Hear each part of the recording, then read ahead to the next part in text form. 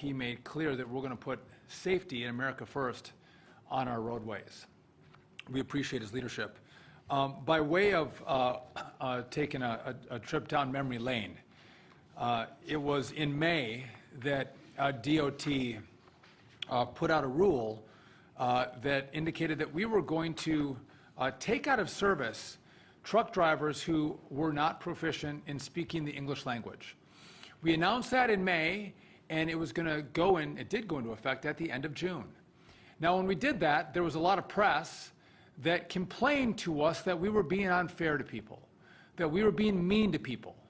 And what we said was, no, this is a safety issue. Making sure drivers of very heavy 80,000-pound rigs can speak the language is truly a critical safety issue. And some complained about it. We implemented it at the end of June, and all of us in America saw what happened in Florida, where we had an individual who we tested this individual after the crash, but no doubt could not speak the English language and could not understand road signs when he was operating that very deadly rig. And so we at DOT and federal motor carriers, we are not going to tolerate states that don't comply with the rules that come from this department. And so we are going to, first of all, we've identified several states that have not been in compliance. That would be Washington, California, and New Mexico. Those are the three states that have not complied with this rule, which, by the way, this driver in Florida had received a CDL in Washington, California, and was pulled over in July for speeding, and no doubt couldn't speak the English language. And law enforcement in New Mexico did not take his rig out of service. So this one driver touched all three states. Based on our review, they are not complying with our rule. And so phase one for us, which I'm announcing today, is we are going to give these states 30 days to come into compliance with truck drivers speaking proficiently the English language, or we're going to look at federal funding that they receive under the Motor Carrier Safety Assistance Program. So I believe California is 20 million or 30 million? 30 million. Washington is 10 million, and New Mexico is 7 million. Correct. Jesse will confirm that in a second, but these are millions of dollars. By the way, this is phase one.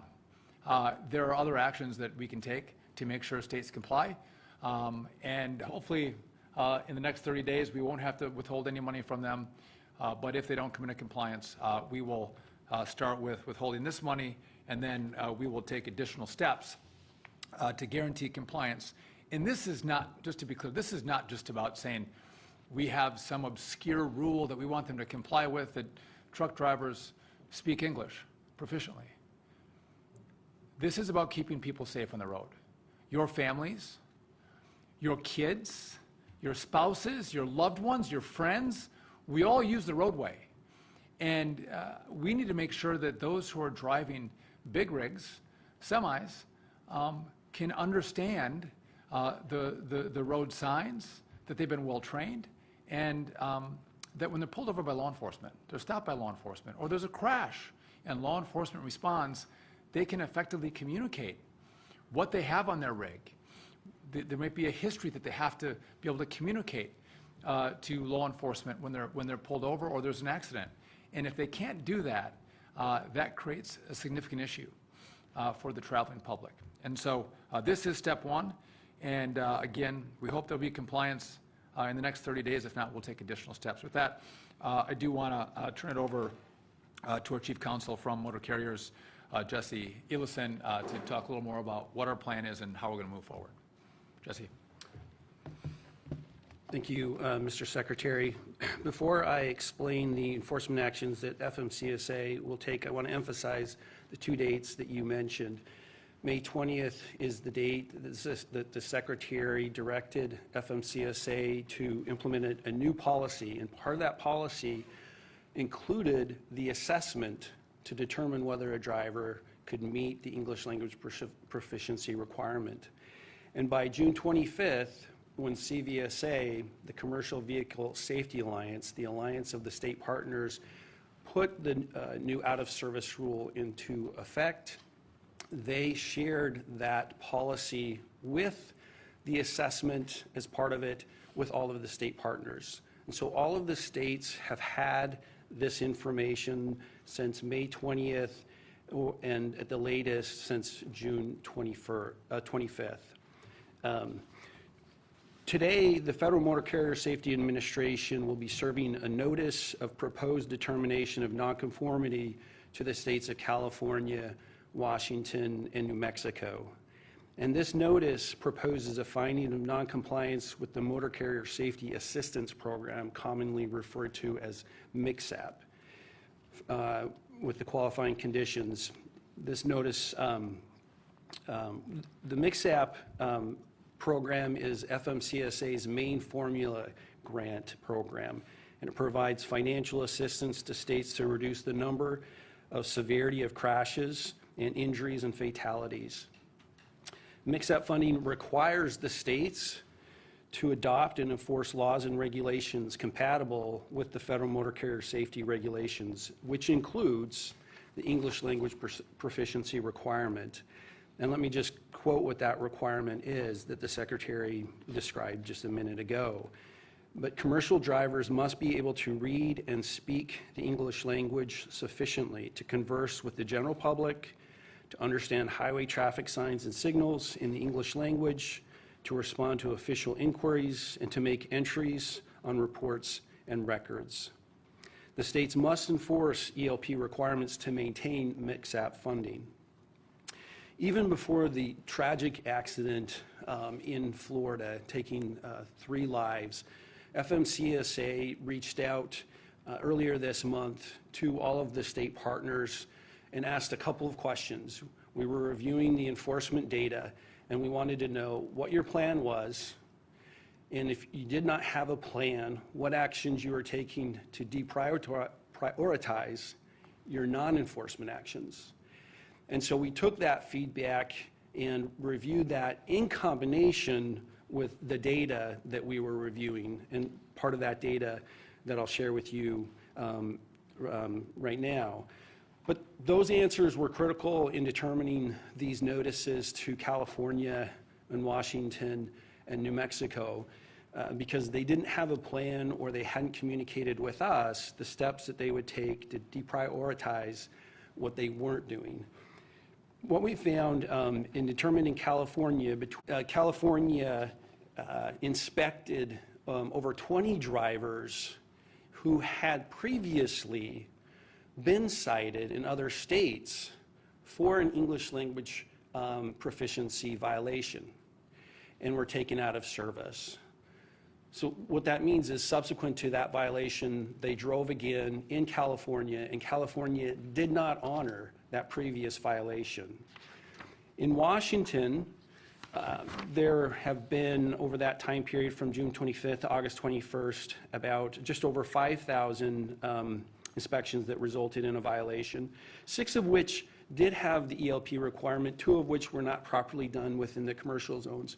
But like California, Washington had at least 4 drivers come into their state who had previously been cited for an ELP requirement violation and put out of service. And they did not respect and honor that previous violation. In New Mexico, over that same time period from June 25th to August 21st, New Mexico has provided 0 violations out of over about 5,000 inspections. And like Washington and California, drivers came into New Mexico, about at least 7 drivers who had previously been cited and put out of service for the English language proficiency requirement, and yet New Mexico, just like Washington and California, did not honor that previous violation and returned them out of service.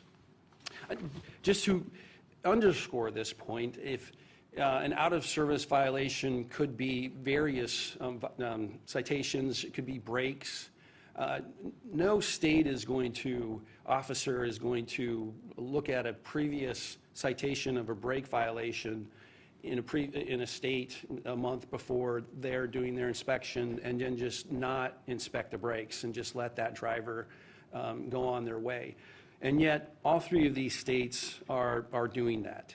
And they're allowing people to be on the road that were taken off the road. So all three of these states will have 30 days from the notice that we send out today to respond to the agency and to provide a corrective plan.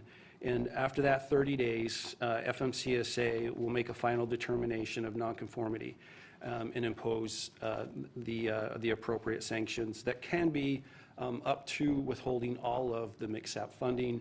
And as the Secretary said, that's just over, I think, $33 million in California, $10.5 million in Washington, and I think $7 million in New Mexico. We anticipate all of the states coming in compliance. We do not want to penalize the states. We want the states to comply and to enforce the English language proficiency requirement, which is directly related not only to the safety of the citizens of their states, but the citizens of all of the states around all of the United States with drivers driving into those states. And that covers the notices. Wonderful. Just as a quick note, we have so many great people who work here at DOT. Jesse and I have worked arm in arm for the last 7 months together. You haven't met Jesse yet. You met him today, but this is the hard work and the dedication that our team puts in to make sure our rules and regulations are appropriate to keep people safe. I just want to, I'll take your questions in a moment, but again, we have drivers that were taken out of service because of English language proficiency. They go to one of these 3 states and they're pulled over again. So their records are run by law enforcement. Of course, that's what law enforcement does. And so law enforcement in those states sees this is a flashing light. Listen, this person, this driver was taken out of service in a different state because they couldn't speak English. And what do? Nothing. They turn them loose, put them back on the road. We've also asked for plans from these 3 states to which they have not provided them, which has indicated to us that there has not been a willingness to comply with this rule. And so this is phase 1. We do want compliance. We don't want to take away money from states. But we will take money away and we'll take additional steps that get progressively more difficult for these states. There's a lot of great tools that we have here that we don't want to use. We just want to keep drivers safe, not in just red states. Americans drive in all states. And California, Washington, and New Mexico, Americans drive in, and they deserve to be safe in those states like in every other state. So with that, I will take a couple of your questions. Yes? I'm Pablo Chari with Politico. You referenced that this announcement is phase 1. What are the issues that you would like to take to see this forward? So this is the only phase I want to take. And we're giving 30 days for compliance because I don't want to take away their money.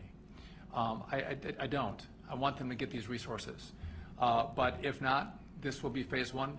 I'm not going to lay out all of the phases that we have, tools that we have to garner compliance, but we have wonderful tools that will make it very challenging for states to do business if they don't comply. And I had a follow-up. So 19 states in the District of Columbia currently don't consider immigration status when issuing commercial driver's licenses. Is DOT looking into ways to make those states consider immigration status when issuing commercial driver licenses, and if so, how? So again, Jesse might have a different answer, or will supplement mine. We need congressional assistance on this, but of course, I do think we should be a U.S. citizen or be legally in this country if you're going to drive. We have a number of other issues that we deal with our partners to the north and to the south that we are trying to unpack and make sure our laws are complied with. As I've found out now very quickly from Jesse, this gets very complicated very quickly. But we are putting every asset in place to make sure that we get compliance and get anyone who drives in America to follow the law. Jesse, do you have a? I would just add that the rules are very clear on what's required of issuing a CDL and a non-domiciled CDL. And those requirements are a very important part of the national audit that we're doing with the issuance of those licenses. Yes. Where are you at with the audit? What, non-domiciled? We're making progress, and we'll have some updates in the very near future. But we've done a number of states. We still have a lot of states to do, but we do, and we'll have an update in the very near future on that. And then, in some of my reporting, it's come to my attention that with the ELP, that can only be enforced by CVSA inspectors. That in states like Wyoming, I was listening to a hearing last week, they're trying to pass a state law because state policemen or sheriffs can't pull someone over for violation of an ELP, and it's happening. They're going in different areas that aren't the interstates. Is that correct? Is that your understanding as well? No, that's not correct. Both the federal enforcement and the states can enforce ELP violations and do. What's really important is that the CVSA, or the Commercial Vehicle Safety Alliance, they are the ones who set the standards for the North American out-of-service criteria. And that's why it was significant for them to start that date of enforcement on June 25th. And so, You don't have to be a federal inspector and do an inspection to pull them off the road. It can be a sheriff's. yeah, most of our partners are state and local partners that are performing the ELP assessments. And just real quick, the assessment actually only is triggered when there's a challenge to communicate. It's not something that's just always done. But if there's a challenge in communication, then there's this two-step assessment process that is part of the policy that we issued and that CVSA incorporated into their guidance. And one last question. Okay, so the violations of the out-of-service orders that you mentioned in the 3 states, do you know were those like non-domiciled, work visa CDLs or? So those issues are separate issues. I do have an idea on some of those issues, but those are separate, the CDL and the visa and immigration. And so that we are addressing those issues, and in the future we'll have more to say about those. But right now we're sending out notices limited to English language proficiency, the English language proficiency requirement, and the nonconformity with that requirement. Rebecca from UVA. My first question is, what methods of standardization are used for the ELP assessments, and what's the methodology established? Yeah, that's a great question. And so on May 20th, when the Secretary directed FMCSA to issue the guidance, that's when it was established. And so it's uniformity, there's a lot of attention paid to that. And so and again, this is why I mentioned these 2 dates, is part of that guidance includes a 2-step assessment to determine whether or not that requirement, 391.11B1, is met. So 391, Part 391 is all of the driver qualifications, and this is one of the ability to sufficiently converse in the 4 categories that I read. That sets the standard, and that's what the assessment follows, on whether or not a driver can meet those 4 categories that are mentioned in the requirement itself. And so there's question and answers in our guidance portal that's available to companies to ensure compliance, but CVSA took the FMCSA policy in that assessment and used that exactly. And that's what most of the states are using today. And that's, does that answer your question? That does. I'm curious if there's any enforcement mechanism to ensure that the methodologies applied sort of in a equal, standardized way across. So there are specific sets of the questions for both parts of the assessment, and so, but it is up to CVSA and the states to implement the policy. But there's absolutely enough emphasis on uniformity in their doing that. Just, and as we leave, just let me make one last point. Um, and this is something we're looking at and working on. When someone, an individual comes in to take their test to become a commercial driver, and they do a skills test. Had my CDL for 30 years, I think. It's a process in which we all go through. And at that point, it would be clear that this driver doesn't understand all the road signs and doesn't speak the language. But miraculously, they're passing the skills test. That I think any common sense analysis would say, well, that doesn't make sense. How could that happen? And so just to note, for future reference, we are going to be looking at that as well. How are these tests being administered? And are they following the rules? And is there some gaming of the system that we have to address? I would just tell you all, stay tuned. We are going to, again, we have been on this before. You all were covering it. We are going to stay on it because, again, this is about keeping our American roads safe. And that we lost 3 people for no purpose, no reason,